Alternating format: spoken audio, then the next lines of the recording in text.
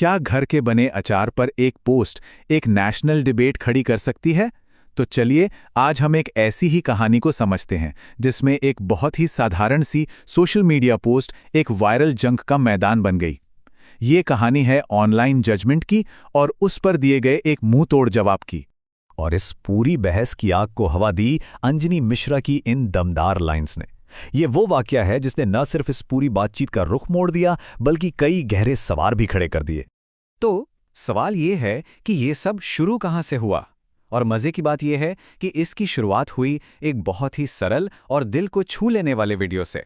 इस पूरी कहानी के जो सेंटर में हैं वो है अंजनी मिश्रा। अब ये कौन है? वो इंडियन एयरफोर्स से एक रिटायर्ड अफसर हैं और फिलहाल एक लाइफ कोच के तौर पर काम करती हैं।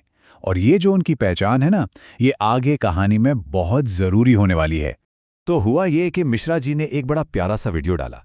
इसमें वो अपनी माँ के भेजे हुए अचार के बारे में बता रही थी। मतलब एक बहुत ही पर्सनल, एक प्यारा सा मोमेंट था जो उन्होंने अपने फॉलोअर्स से शेयर किया। लेकिन फिर उस पर आता है कमेंट, एक ऐसा कमेंट जिसका लेना देना अचार से बिल्कुल नहीं था, बल्कि उनके कपड़ों और उनके शील से था। और बस यहीं से सारा मामला बदल गया। अब जब इस तरह की एक अनचाही आलोचना हुई तो जवाब तो आना ही था, और जवाब आया भी बहुत तेजी से, बहुत सीधा, और ऐसा कि सबका ध्यान उस पर चला गया। मिश्रा ने कोई गोलमोल बात नहीं की। उन्होंने सीधे सीधे उस कमेंट करने वाले को जवाब दिया। और ये सिर्फ एक डिफेंस नहीं था, बल्कि उन्होंने अपने करियर, अपनी उपलब्धियों को सामने रखा। मतलब साफ साफ कह दिया कि उन्हें सस्ती लोकप्रियता की कोई जरूरत नहीं है। और फिर उन्होंने अपनी बात खत्म की एक कैप्शन के साथ, माँ को मत सिखाया करो, बस यही कैप्शन है। अब सुनने में एक छोटी सी लाइन लगती है ना, लेकिन हमारे कल्चर में इसका मतलब बहुत गहरा है।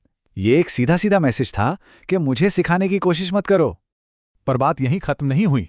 मिश्रा जी सिर्फ जवाब देकर नहीं रुकी, उन्होंने एक कदम और आगे बढ़ाया। उन्होंने बाकायदा उस यूजर के अकाउंट को उत्पीड़न और बदमाशी के लिए रिपोर्ट कर दिया। मतलब उन्होंने ये साफ कर दिया कि वो इस तरह का बिहेवियर जरा भी बर्दाश्त नहीं करेंगी। तो जाहिर है जो पर्सनल लेवल पर शुरू हुआ था वो ज्यादा देर तक पर्सनल नहीं रह पाया। ये खबर सोशल मीडिया पर आग की तरह फैल गई और इंटरनेट ने इस पर कैसे रिएक्ट किया, चलिए देखते हैं। तो उनका जो जवाब वाला वीडियो था वो वायरल हो गया। उसे करीब करीब 48,000 व्यूज मिले। अब ये सिर्फ एक नंबर नहीं है, ये दिखाता है कि ये मुद्दा कितना बड़ा था और इसने हजारों लोगों को कैसे टच किया।